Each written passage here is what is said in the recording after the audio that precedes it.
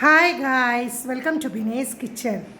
ഞാൻ ഇന്നിവിടെ ബേസൻ്റെ ലഡ്ഡു ഉണ്ടാക്കാൻ പോവുകയാണ്. നമുക്കൊന്ന് നോക്കിയാലോ. ഗായ്സ്, ഞാനിവിടെ ഒരു ഗ്ലാസ് കടലമാവ് എടുത്തിട്ടുണ്ട്. ഇനി ഇത് ഞാൻ നല്ലപോലെ ഇടയാൻ പോവുകയാണ്. ഒരു ഗ്ലാസ്സിന് ഞാൻ അര ഗ്ലാസ് പഞ്ചസാര എടുക്കാൻ പോവുകയാണ്. പഞ്ചസാര നമ്മൾ പൊടിക്കണം. പഞ്ചസാര പൊടിക്കുമ്പോൾ അതിനകത്തൊരു കൊച്ചു പീസ് ജാതിക്ക ഇട്ട് പൊടിക്കാവേ. ഇവിടെ ഞാൻ അര ഗ്ലാസ് പഞ്ചസാര എടുത്തിട്ടുണ്ട്. ഇനി ഞാൻ ഈ ജാതിക്ക ഒരു ചെറിയൊരു പീസ് ഇടാൻ പോവുകയാണ്.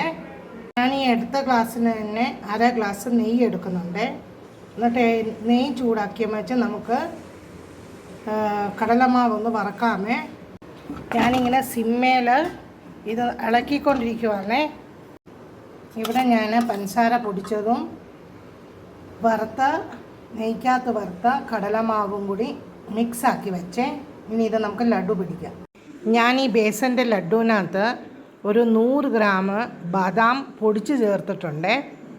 ഞാൻ ബേസൻ ലഡ്ഡു ഇങ്ങനെ ഞാൻ കുറച്ച് ബദാം പൊടിച്ച് വെച്ചിട്ടുണ്ട്. അതിനകത്തൊന്ന് കവർ ചെയ്യുവാണേ.